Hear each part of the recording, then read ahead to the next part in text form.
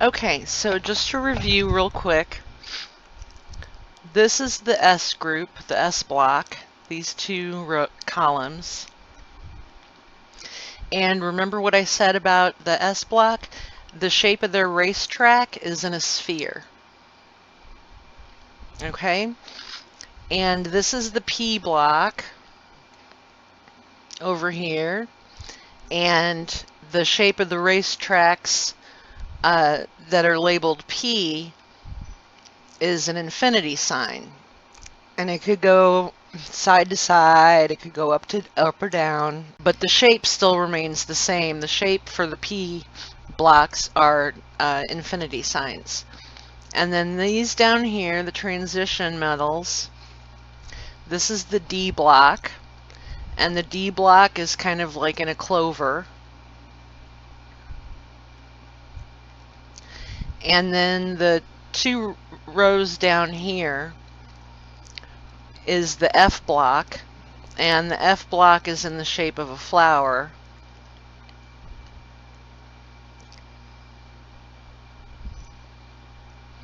Something like that. And this varies slightly, but the point is that it has 8 lobes. 1, 2, 3, 4, 5, 6, 7, 8. And the P block has 2 lobes. 1, 2. The D block has 4 lobes. 1, 2, 3, 4. And the S block just has the one sphere. Now, remember what I said, that only 2 cars can fit on a racetrack at a time. So, how do we do that? How do we fit all the cars on this racetrack? Like, let's say in the P block, how do we fit all the cars on this racetrack if there are 1, 2, 3, 4, 5, 6 electrons? Because each column represents an electron in that configuration. So there's 6 electrons across in the P block, but only 2 cars can fit on a P racetrack at a time. Well, that's because they make a new racetrack. So then they'll have another P like this, coming like this, and there'll be 2 cars on this. And remember, each car is an electron. So every time there needs to be a new one made, a new racetrack made. Now also what you want to realize is that 2 cars don't go on one racetrack all at once. It's not like you fill up the racetrack with 2 cars and then you move on to the next racetrack. You put 1 car on the racetrack. You want to spread the cars out so they can do their thing as much as possible and have enough space. So, for example, for the P block, there would be 1 racetrack like this for the P block, and 1 car would go on it. And then the second car would come along, and they would make a whole new P racetrack, P-shaped racetrack, and a car would go on that. 1 car would go on that. And then they'd make a whole nother racetrack. This is coming in the front and the back there. And then a car would go on that. And then they run out of room. There's only so much room on an energy level. So then they would start over again, and a second car would go on the first track, and a second car would go on the second track, and a second car would go on the third track. So what it looks like down here on the periodic table, see there's 1, 2, 3, 4, 5, 6 columns going across, but 1 car goes on the first track. Car number 1 goes on racetrack P racetrack number 1. And then another car number 1 goes on racetrack number 2, the second racetrack they created, and then they fill out racetrack number 3 with 1 car, and then they go back and they put the second car on racetrack number 1, a second car on racetrack number 2, and a second car on racetrack number 3. So it goes first car, first car, first car, second car, second car, second car. So Therefore, if you look at this, that means there are 3 racetracks. So if you want to play a numbers game, if you count in any block, if you count how many electrons there are across, which in this case there's 1, 2, 3, 4, 5, 6, if you take that divided by 2, you end up with 3. So there's 3 P-shaped racetracks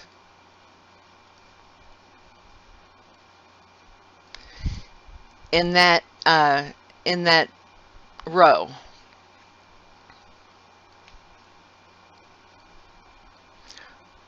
Or the row is what we call the shell or the energy level.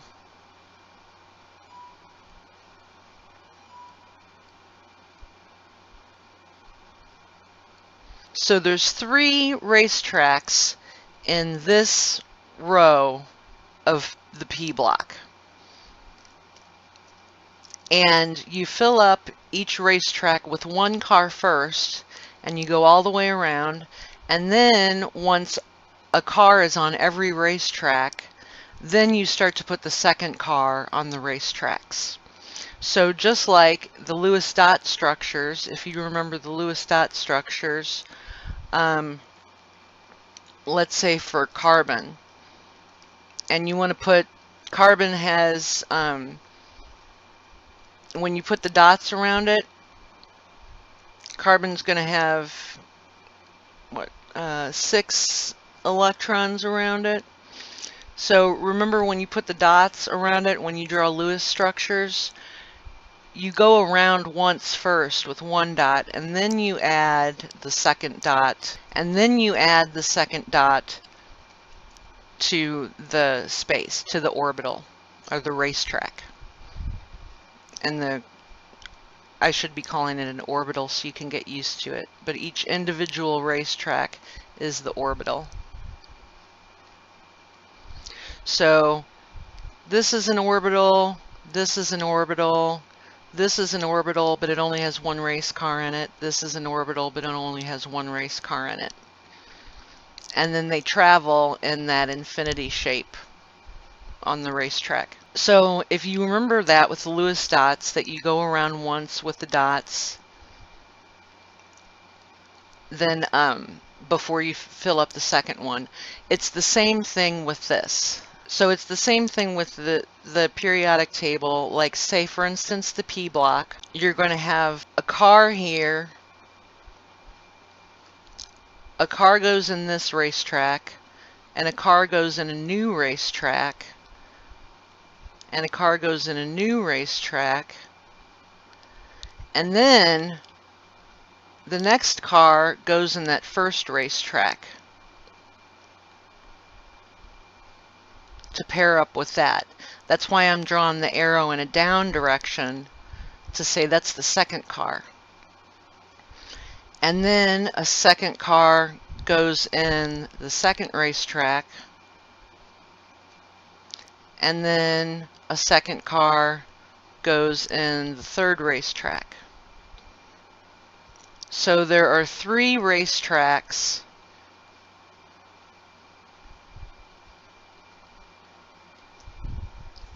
P-shaped in a row, and each racetrack is called an orbital.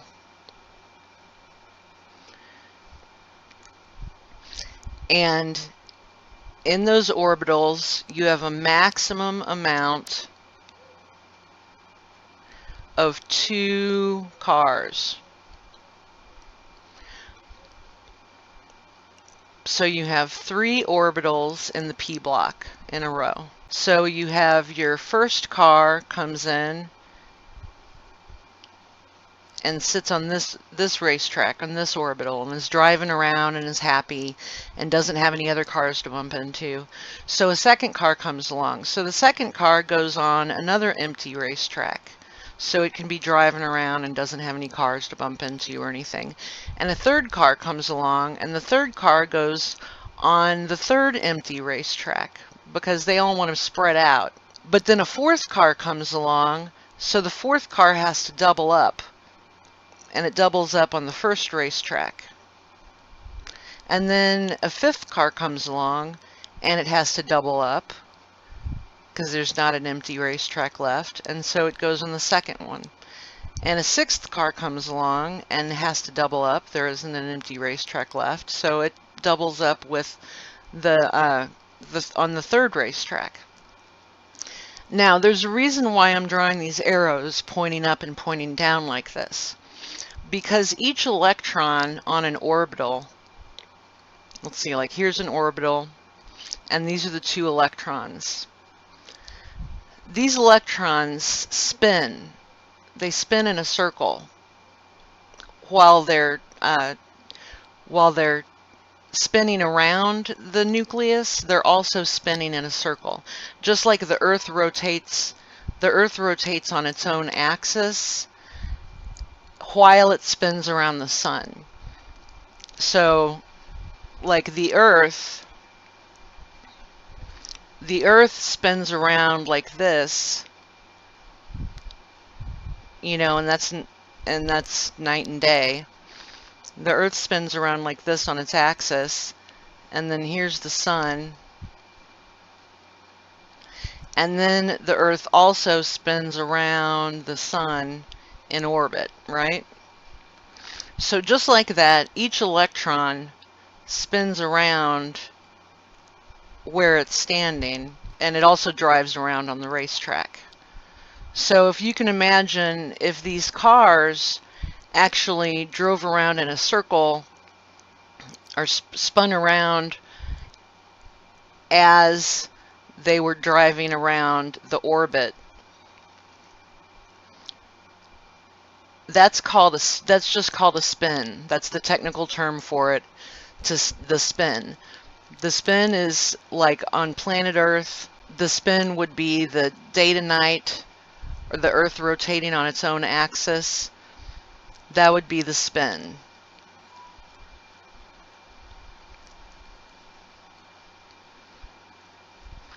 So over here on the atom diagram, the electrons would spin like this as they would drive around the racetrack.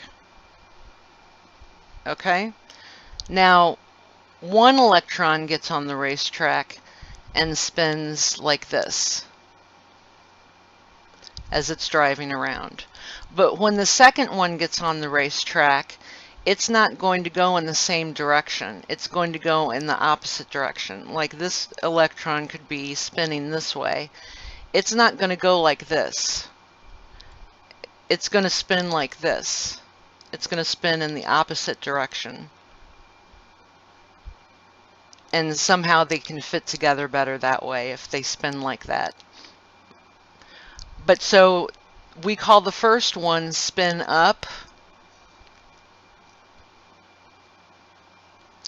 and we designate that by an up arrow, and we call the second electron spinning the other way, the spin down, and we designate that by a down arrow. So that's what I'm doing in these boxes, because the first electron comes into the first empty racetrack and spins in one direction, like clockwise or something. Spins clockwise, and that's its spin up. And then a second car comes along, wants to go in an empty racetrack, and also spins clockwise. And then a third car comes along and wants to go on an empty racetrack and also spins clockwise while it's driving down around the racetrack. And then when the fourth car comes in, it has to double up with the first car. So it spins counterclockwise in the other direction as it's driving around the racetrack.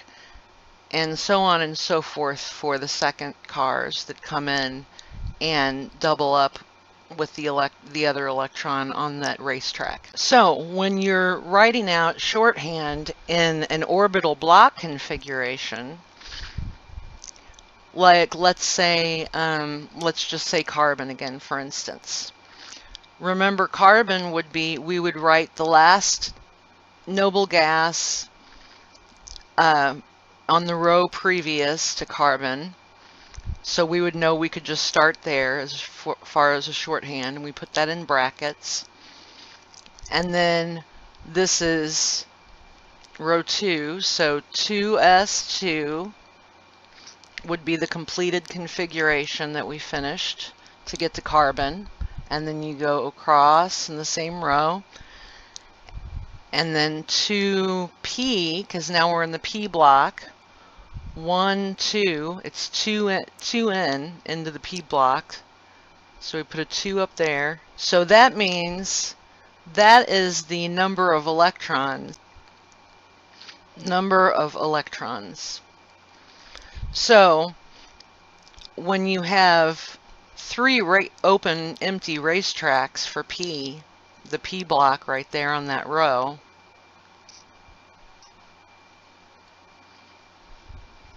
and you only have 2 electrons that need to fill it, the first electron is going to come in and go in that first block, empty racetrack block, and the second electron is going to come in and it's going to want to take up an empty racetrack also, so it's going to go on the second block, and they're both going to be spinning clockwise. So you point the arrows up. They all spin in the same direction until they have to double up, and then they spin backwards. But when you're writing this out, you also have to include the S block before it. Now S only has 2 electrons across, because there's 2 columns there. So S only has 1 racetrack available, and it fits 2 cars. 1 car, 2 cars. So you're going to have 1 car, 2 cars. And before that is the helium.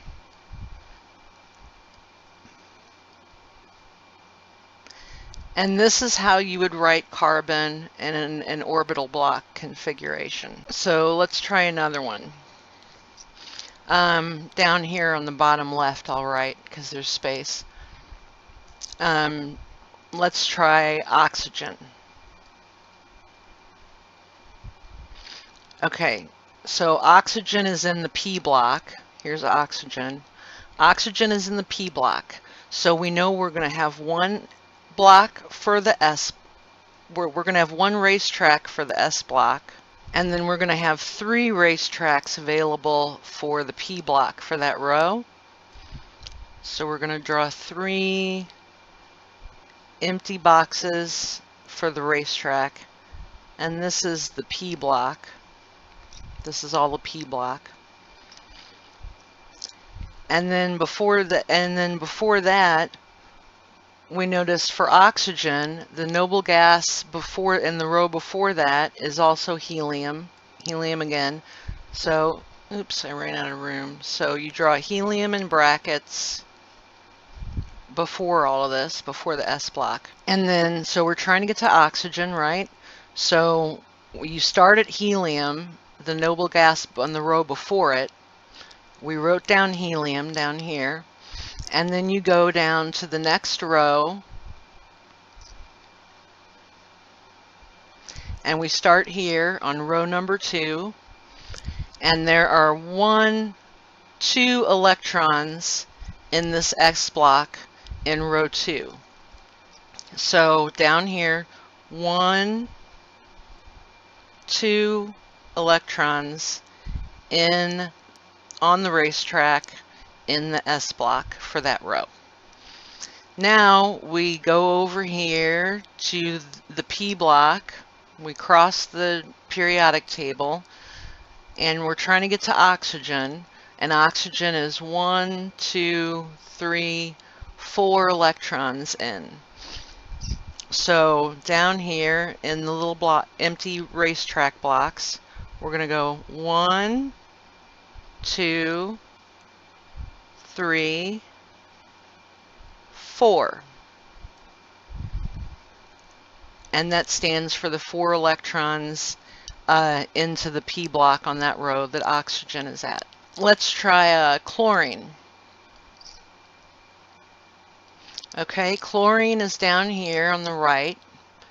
So that's the P block.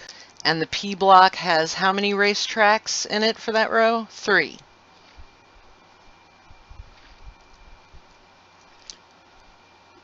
So the first thing we do is we find chlorine and we look at the previous noble gas on the row before it, which is neon. So we're going to write down Ne in the brackets at the beginning. Then we go to the next row over, which is row 3. Row 3 is it starts with the S block, right? And the S block has 1 racetrack on it. The S block only has 1 racetrack on it. Now, how can I guess that the S block only has 1 racetrack on it? Because I take the number of electrons across this is 1, 2, and I divide that by 2. So 2 divided by 2 is 1. So it only has 1 racetrack. And then P, how do I know how many racetracks are on the P block? Because there's 1, 2, 3, 4, 5, 6 electrons across. 6 divided by 2 is 3. So that's how you remember that there are 3 racetracks for the block P on that row. So we're going to make 3 empty boxes for the racetracks.